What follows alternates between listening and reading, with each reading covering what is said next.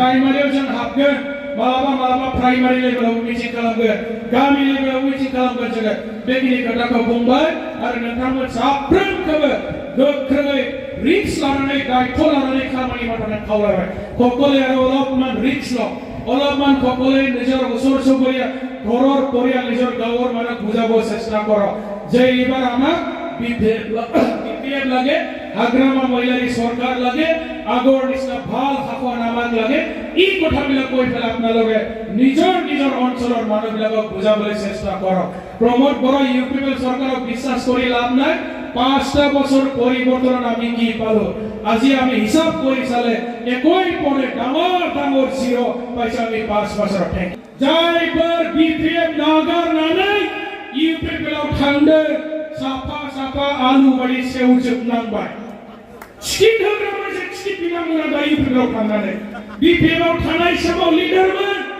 UPL थांनानै हय सार होनना जाहैजोबबाय नङा होमबा मोनसे समस्थियाव साथाम मानसिया स्किट होदों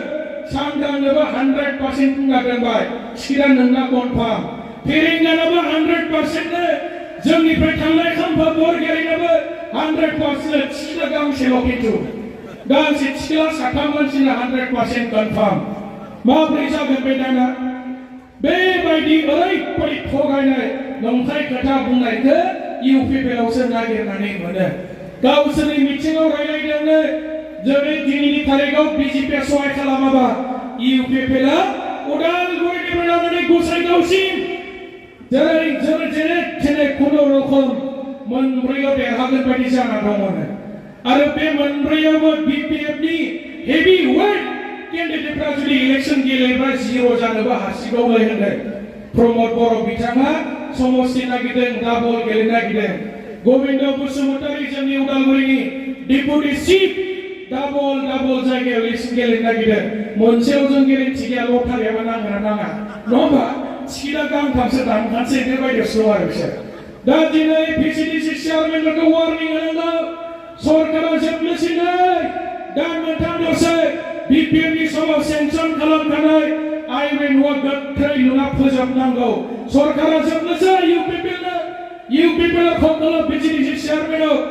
রাইজে ওয়ার্নিং দিব লাগে আপনাদের সরকারের কার্যকাল সমাপ্ত হবার কারণে 3 মাস বাকি আছে অতি সোনকালে বিপিএফৰ দিনত স্যাংশন কৰি দিয়া আইৱে ঘৰ বিলাক নিৰ্মাণৰ কাম সম্পূৰ্ণ কৰক নহলে আমি ব্লক অফিচত যাই পেলাই বিডিএফ সকলক কমপ্লেইন কৰিম টাইম গিলা बे न'आ बिपिएफआसो सेंसन खालामनाय गोख्रै लुना होनांसिगौ इउपिएलनि चेयारमेनफोरखौ बुंखादो नङा होमबा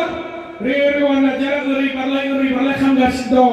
दालाय बास्लायगासिनो दं दाखालि खेबसे बास्लायबावबाय दालायखौ नङा होमबा स्किटआ ओरै मोनगोन ना ओरै मोनगोन ओरै बारलाय बारबाय थायो बिपिएफनिफ्राय खारखोमाग्रा मानसिया बेनो फार्स्ट खारखोमानानै सरकार सिफायग्राया रेवाना जायो ना ओरैबो सुखुवा मानसिनिफ्राय सानैसो ओरै बारलायबाय ओरै थालायबाय आरो दा ओरै ब्लड बारलायबाय माने गावहानो बिसास गैया गोजोननाय गैया ओरैबो गोजोना नङा होमबा दाखालि बावैनो ओरै बारलांलायबाय दा स्किटआ बबेयाव मोनो बेबायदि जागासिनो दं जमदुवारनि रायजोफ्रा बेबायदिनि मानसिनि मोखांखौनो दानायखा भट होनायथ' बादों इलेक्सन गेलेनानै लाब गैखाया बेबायदिनि मानसि मोखांखौ दानाय खेबसे बिपिएफ जानानै देरहाबाय खारलायबाय दस्रा पार्टियाव हाबहैलायबाय आरो दा माने नै हाबफैलायबाय मोनसे पार्टियावहाय जाय पार्टिजों इएमनिफ्राय दानजादों आरो बिसोरजोंसो लोगो जाहैबावबाय माबायदि नङा होमबा दा बेनिखायनो बेबायदि मानसिफोरखौ जोङो बिसास खालामनो नाङा उइलियाम नार्जारी बिथाङा गोख्रोंखा आरो गसाइगाव साब डिभिजनाव जोङो मोनसेबो समाजाव इउपिएलखौ जों देरहानो होआ हाखाया बिसोरो जोङो दिनै अबराव जोंखौ सहाय खालामनो ओंखारदों অপরাধ জিএসপি তেখেতসকলে আমাক সহায় কৰিবলৈ আগবাঢ়িছে আমি কাকো না নকৰো অপৰাধসকলে আমাক বিপিএফ দলক কৈ আছে হিৰকৰণীয়া ডাঙৰে কৈছে আগন্তুক বিটিসি কাউন্সিলৰ নিৰ্বাচনত আমি বিপিএফ দলক সমৰ্থন জনাম আমি ওয়েলকাম জনাম কোনবা যদি আমাক সহায় কৰিবলৈ আগবাঢ়ি আহি আমি কিয় বেয়া পাম নহ'বা सोरबा जुदि जोंखौ सहाय खालामनायखौ जोंलाय मानो गाज्रि मोनो वेलकाम जोंहा देरहानांगौ आरो सरकारा दानांगौ दा बेनिखायनो प्रमदफोरा मेगन साना बुंगासिनो माने ओ बर'जों माने लोगो जानो नागिरदों गावसोरजों ओ बर'नि एमसिएलए घनश्याम दास दिना समष्टि जय हुआ ओ बर'नि एमसिएलएखौ लाना खारनानै लिलि हटेलाव 1 मास लाखिनानै सरकार दागासिनोमोन सोंदोंलै इउपिपिएलखौ सोंहरनो फन नाम्बार दंबा गावसोरसो लाना खारग्राखैबा बै ओ बर'नि एमसिएलए घनश्याम दास फार्स्ट गिबि खेबनि थाखाय ओ बर'नि एमसिएलएखौ लाना खारगासिनोमोन गावसोर जाखांनानै मालायखौ हनै माने माबा मोनसे गाज्रि जिनिसखौ जादों होनना बुंनाय जादों आरो बिथांमोना गावसोर लाना खारनानै सरकार दाबाय ओ बर'जों लोगो जाबाय सिएसपिजों लोगो जाबाय दा ओ बर'आ जोंखौ सहाय खालामनो नागिरदों ओमफ्राय मेगन सानानै उदैयाल' थानो हालासिना माबायदि मानसि बिसोरलाय दा गावसोरा जेनखासिगोन नालाय गोदाव सोराव जानला मानला बुंबाय दा बेनिखायनो जोङो सेप्तेम्बर दाननि उनाव इउपिपिएल राजनीति पार्टीखौ जों नुनाय नंला सानसेबो एमसिएलए थानाय नंला सोरबा एमएलएफ्राथ' फन हरहांबाय बिपिएफनि मानसिफोरनो आंखौबो नायनांगोनलै सेमखाय थानाय इउपिपिएलआ गावसोरा जोब्बायना सारायाव गैला बेदरा नङा होमबा रानै जाखांजोब्बाय लामाबो मोनसेबो बानायासै कलेज मोनसेबो लुनो हायासै हस्पिटाल मोनसेबो बानायासै हाग्रामा महिलारि सारनि समाव बिपिएफनि सरकारनि समाव लुनाय हस्पिटाल कलेज स्कुल लामा दाला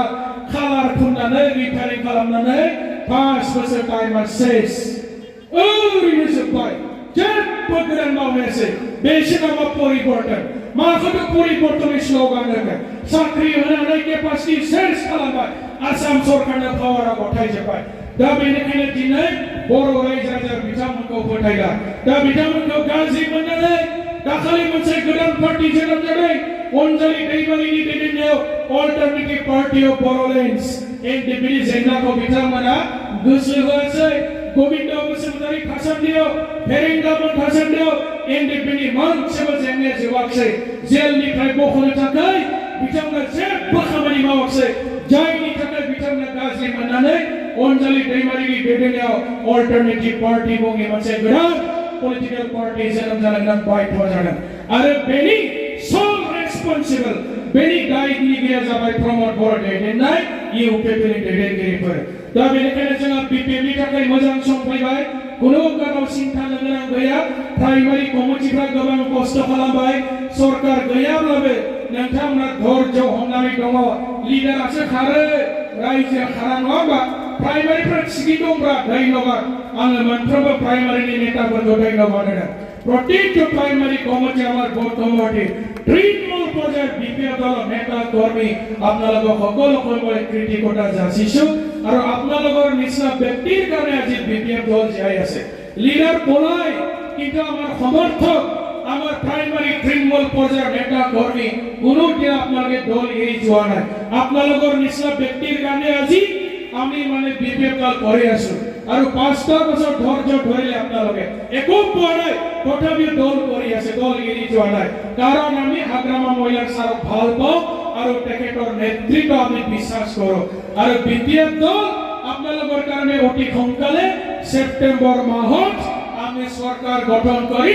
100% ক্লিয়ার হয়ে কোনো চিন্তার কারণ নাই সরকার দেখাচ্ছিলেন চিন্তা দিলেন সরকারের জন্য বিসিডিসির জন্য